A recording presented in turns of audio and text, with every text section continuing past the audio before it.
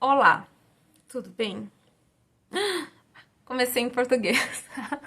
E agora? O que que eu faço? Tá, como eu tô fazendo todos em inglês, eu vou mudar. Hi, everyone. So this is the third journal entry and the third successive week I'm doing it, which I'm very proud of. It's really getting into becoming a habit, which is great. And this week I did film some moments of my week. Not a lot of stuff. It wasn't very eventful, but anyway. And I did a little script, like I wrote down some things that I would like to talk about that happened in this past week. So, okay. I think I'm always a bit overwhelmed, a bit nervous, but this past week I've been pretty overwhelmed. Like, it feels like there's so much.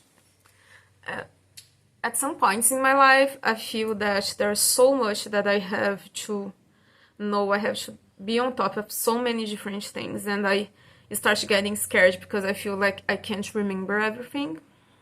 So lately, especially from the beginning of this year, I've been working really hard on writing everything down and making lists and organizing these thoughts into categories in places where I can refer to it easily and all. And that's been helping a lot. But even though now I have a better way of finding control and organizing all of these things, I think it's kind of like muscle memory. Like it's like my body and my mind, they still feel that fear, they still feel that anxiety, this terrible feeling, this like fear.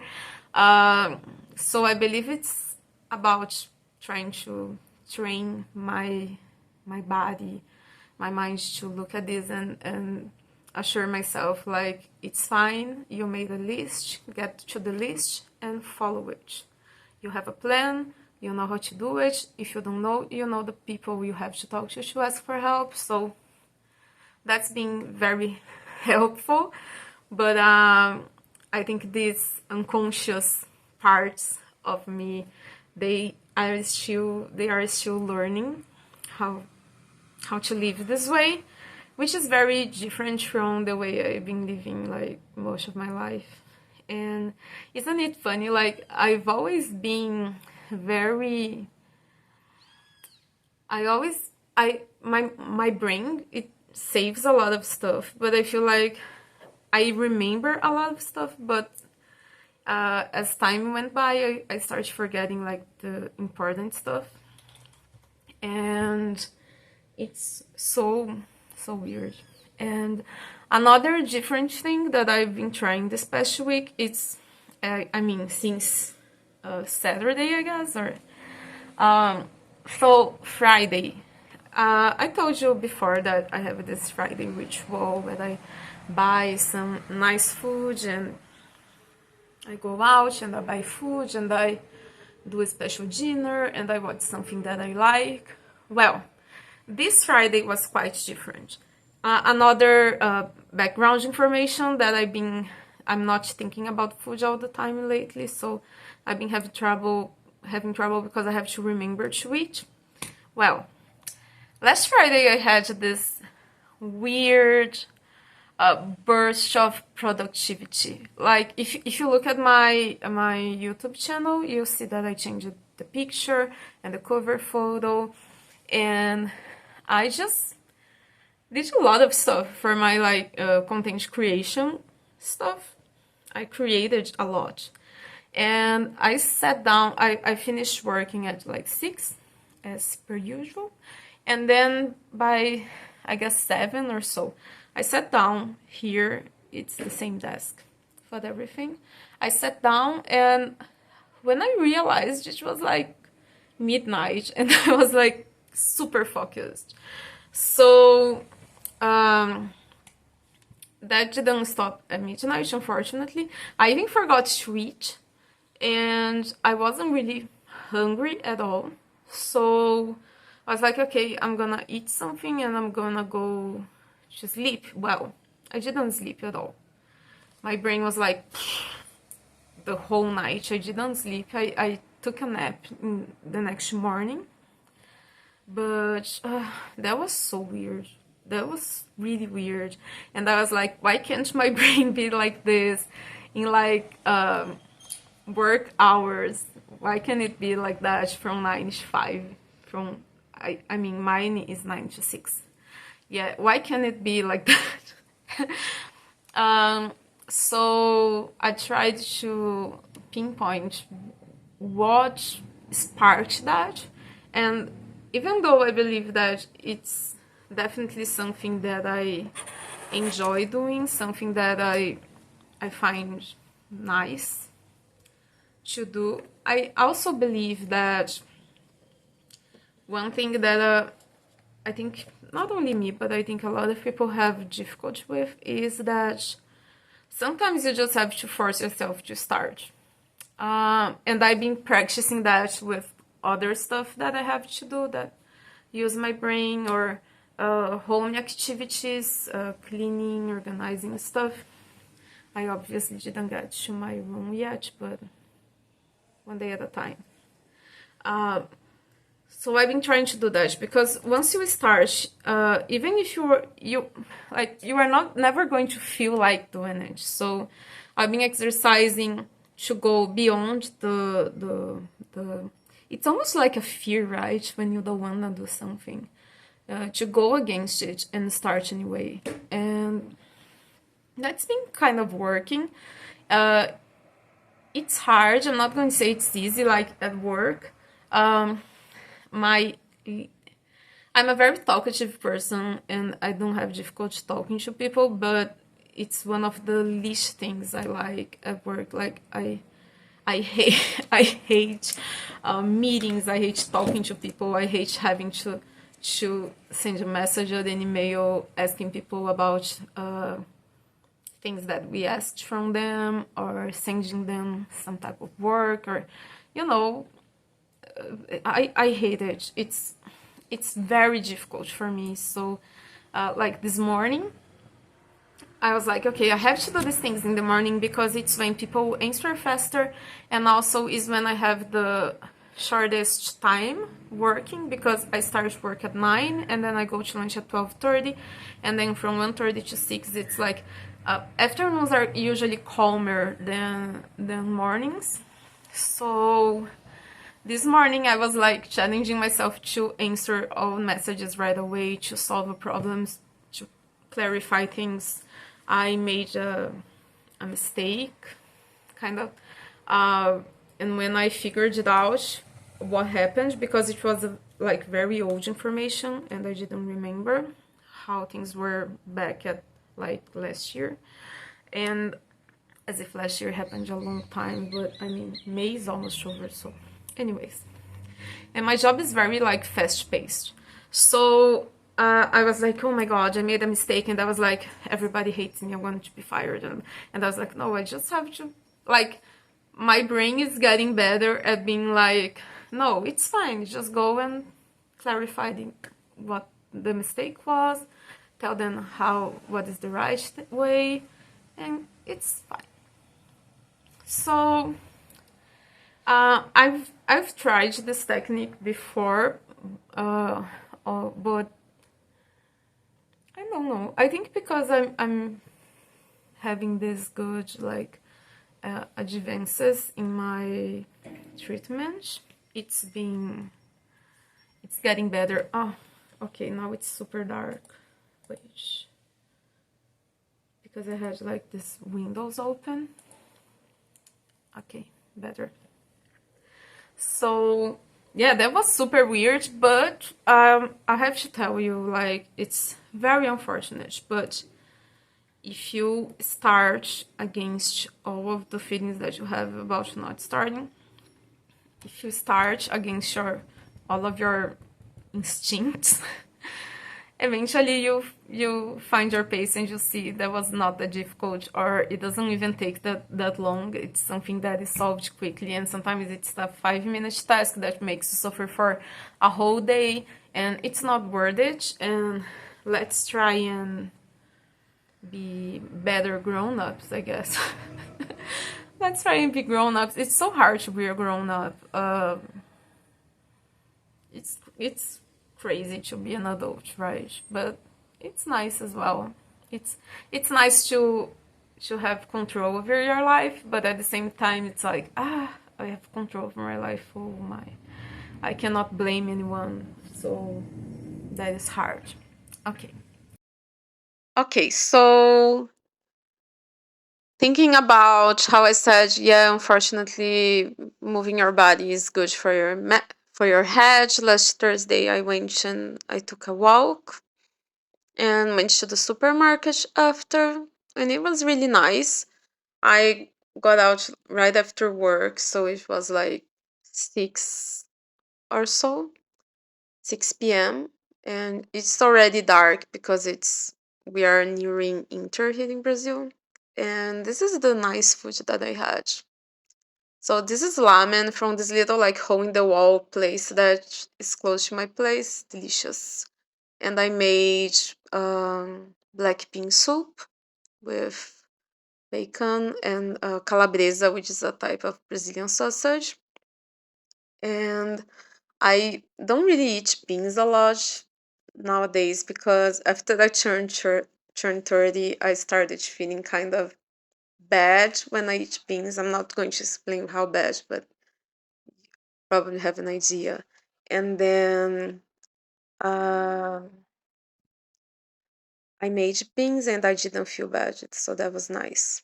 And I added some like green onions and yucca flour, and it was delicious. And don't mind the mess because I was cooking, so of course it was messy. And last but not least, this is Korean ramen, and it was perfect. I love it. So last week, the things that I've listened to, read, watched. So I've been part of a book club called of a book called Untangling Emotions.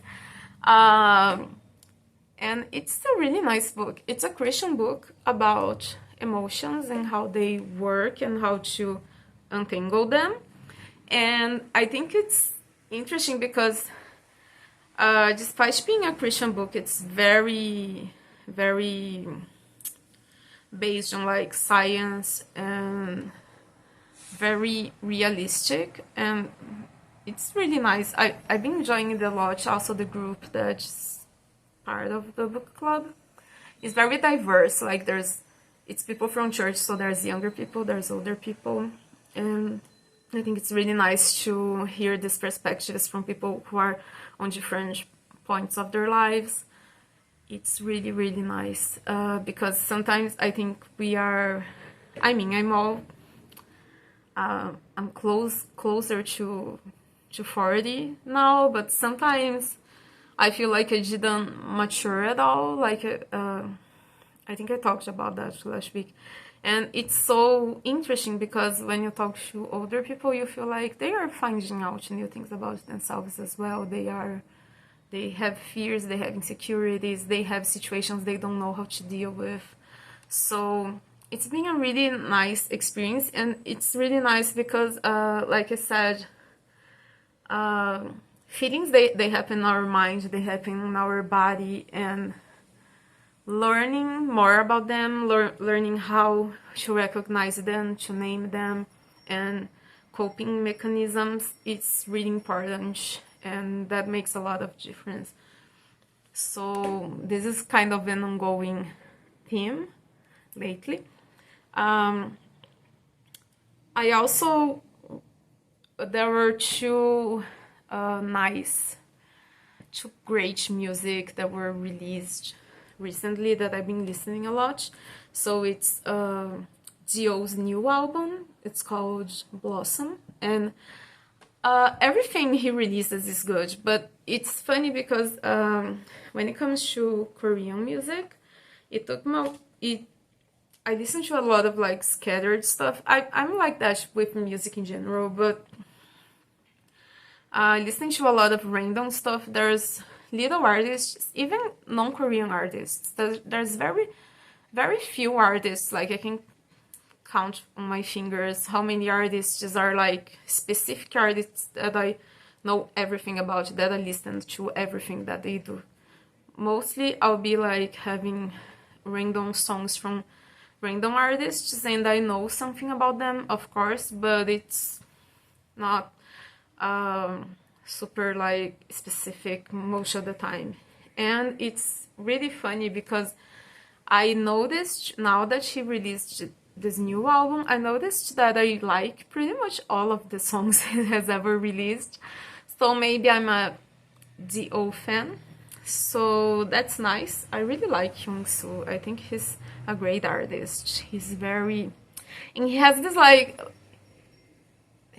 Since BTS is like my standard for, you know, I have to say this, but he has this vibe like Yoongi, like he's like calm and he's, you know, collected, and he has his moments, but he's like, I really like his calmness. I don't know if you ever watched EXO's Killing Voice. It's a great thing to watch on YouTube. I definitely recommend it. It's really good, and he has this super calm vibe, and it's very funny because I look at them and I'm like, oh my god, are these the same guys in those music videos? It's like not this. I feel like they're so different in a way.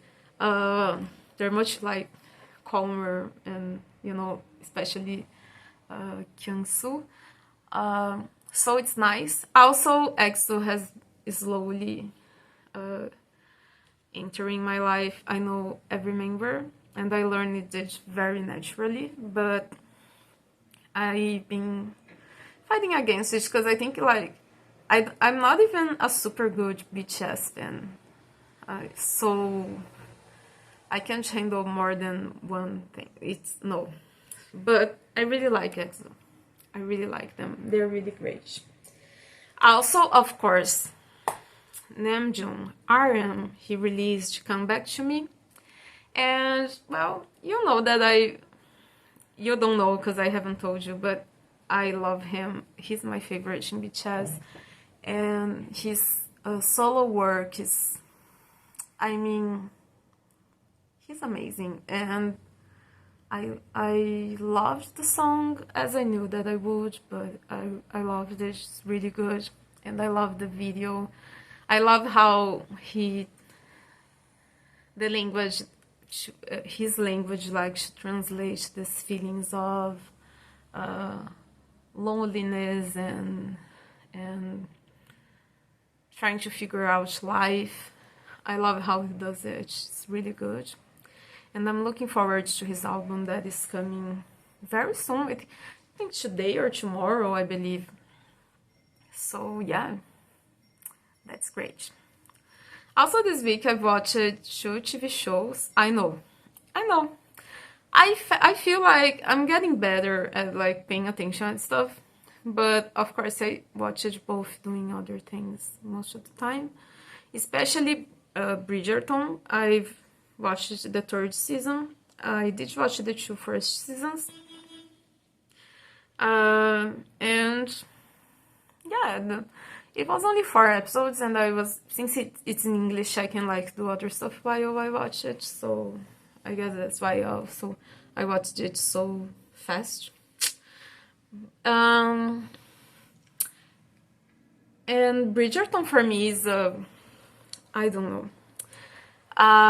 This week I saw this post on Tumblr that was like the Jane Austen to K-drama pipeline, which is really funny because I was a die-hard Jane Austen fan when I was younger, and then K-dramas entered my life and they kind of took that place because I wasn't feeling that fire anymore so much for Jane Austen. I still love her. She's still my favorite writer. But it's like I had of that for so many years. I feel like I got to a point where I know too much. And of course we always happen to learn new things, but anyways. So I used to be a very very firm Jane Austen fan.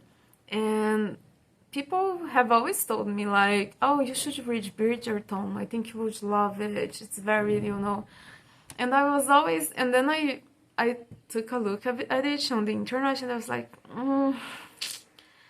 I don't think it's my thing. I don't know how to explain. And it's not like a feeling of superiority, like, oh, I only read the classics and I only like, you know, but I don't know, there's something about Bridgerton that is really not for me. And watching the show, like, I like to watch the show because I have friends who watch it, so it's nice to be able to talk about it.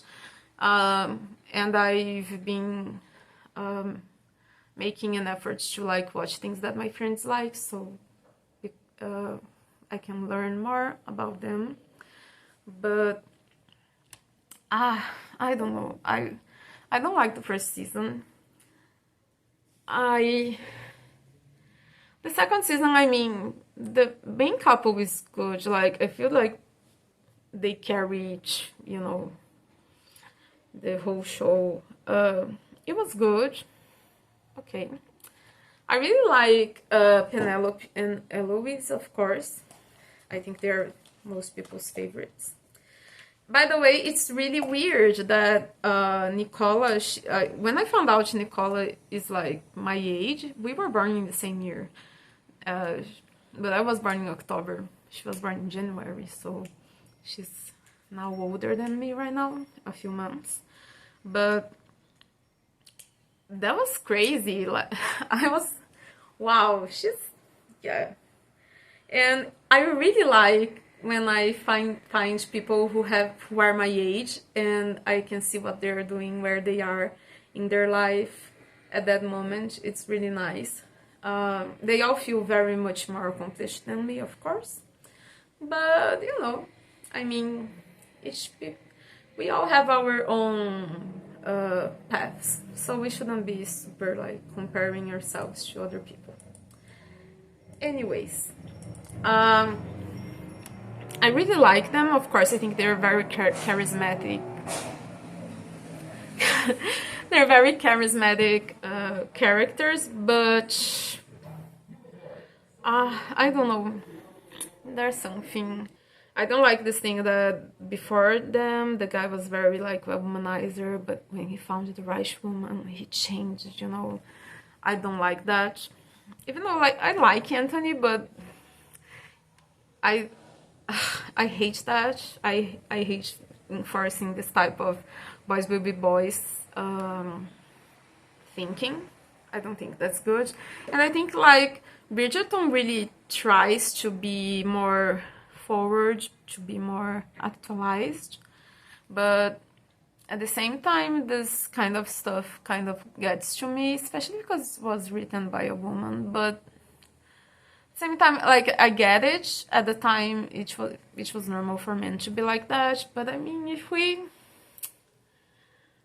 we've done this magical society where people of all races and shapes and sizes live together and are part of nobility and all. So why not go one step further in the delusion and turn these men into actually decent people? That would be nice. Well, and anyway, I feel like maybe it's because I've had contact with so many things that have the same theme. It feels like stale to me, and well, it's not for me. I'm not a Bridgerton person, but I like Colin and Penelope as a couple.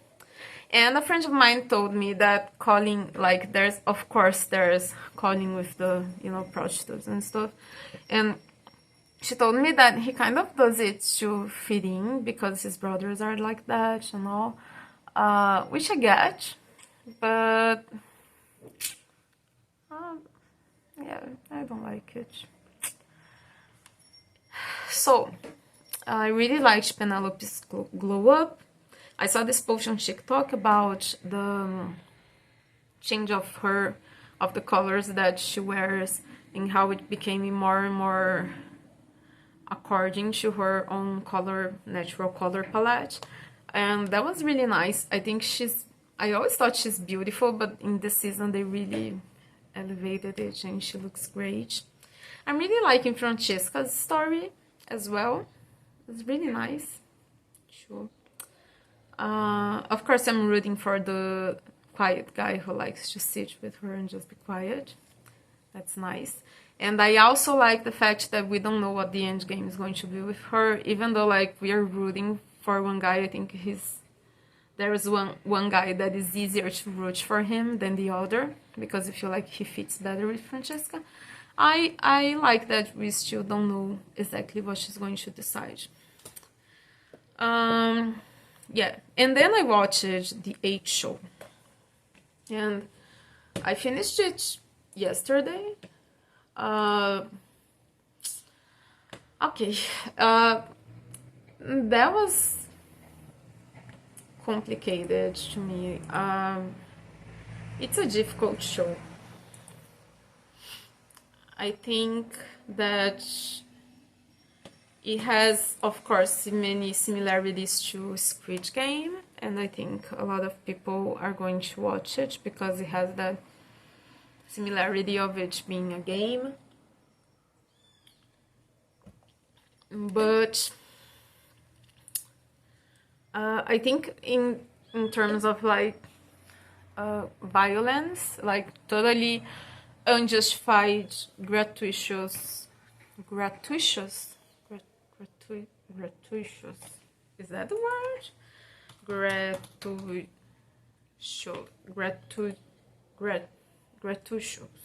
Yeah, gratuitous violence. I think it's even worse than Squid Game. The violence. I think it got to a point where it was like violence just for the sake of the shock and doing something, you know, to shock the public. Very gratuitous, I think it is. Gratuitous. Let's listen to Google saying it. Gratuitous. Gratuitous. Gratuitous. Gratuitous. Okay. I was saying it wrong on the whole time. Gratuitous. Violence. I think it was worse than Squid Game. I think it was... I get it. The motivation kind of makes sense. Like, it's this crazy person who took the power and all. I get it, but I don't know. I didn't really... no. The action is great. I mean, the protagonist, Hugh Jun-yo, I mean, he's a great actor. I think the character maybe is not that great, but it's the writing. There's not much you could do with it, I guess, but he has his moments. And there's Chang Woo-hee, and she's amazing. Like, I never watched her in a character like this character. I'm trying not to give too many spoilers, but I feel I kind of already did. But she's completely different from most things I've seen her in, and she's one of my favorite Korean actors. She's great, and she's amazing. Like, you can't just not be impressed by her. Even in the worst moments, you cannot help but be impressed by her. And there is also Park Jong-min. I really like his work as well. I'm looking forward to see other dramas with him. So acting is great. It's obviously a critic to the capitalism system, which I get. It's a very common theme in Korean works in general. Critics to the system, critics to capitalism, which I think are very valid, very important. But sometimes I guess it kind of gets into it when it becomes like this, let's show a lot of violence and let's make people feel pain watching, and you really feel terrible. You feel terrible. It's horrible, and you get angry, very angry. I was very angry like most of the time watching this show. It's a hard show to watch. It's only episodes, thankfully, but at the same time, like, I watched it throughout 3 days, and I feel that like I had to finish it because I didn't want to keep like, and I wanted to know the ending. But it's nice because it's not exactly a survival show, so it's not like only one person is going to be alive at the end, which is good, because you are like, how are they getting out of this, and are they getting out of this ever? That is very well built. I forgot to talk about 2 actresses. It's Lee Joo-young, amazing. I love her. I'm going to my drama list and find everything she did. And there's Moon Jung-hee, that she's in my favorite K-drama, which is When the Weather is Fine. She's the protagonist's aunt, and she's a great character. She's my favorite character in that drama, and I totally believe you should watch When the Weather is Fine to see her. But if you watch this, she's also a great actress. I think her character, from what I've read on the internet opinions from people, people didn't really like her a lot. It's kind of sad because I get her character. I think that considering the situations that they have to go through, the characters, they all react in different ways, but they are all very human ways to react to it. And we know people have different reactions to same situations because we all have our own fears, we have our own like triggers. So it's interesting to see how each one of them reacts just to everything that happens. That was it is good, but it's also bad. I would give it like a 7. I would give it an 8 because of the acting, but like in general, I would give it a 7. I think it could have toned down a little bit. I think they kind of went too far at a point. But another thing that I like is how they reverse expectations on certain characters. So characters that you expect to be more like nice people pleasers, you know, trying to help everybody. They're going to be terrible people, and the person you think is going to be bad and is going to be crazy and is going to pursue their own ambitions. They are the nice people who like build a community and want to help everybody, which is nice. I liked that. And the actors portrayed that very well. So we have a protagonist, Ri Junyo. He's kind of the protagonist, but at the same time, like, as you watch, you'll see that he's the protagonist in the sense that he's the narrator. He tells the story in the first person, but everyone is a protagonist because all of them are relevant. All of them are important for the plot. So he's a protagonist as a narrator. He's not really a protagonist in terms of the story revolving around him. And I liked that as well. That was nice, the point of view to the narrative. That was cool. Yeah, so that's about it. Let me see if there is something else. Okay, They're building something close to my place, so you're going to be listening to this terrible noise. I'm so sorry. So see you guys next week. Thank you if you have been here until the end, and if you want to, please subscribe, like the video, and if you want to comment on the things that I said here. Bye bye.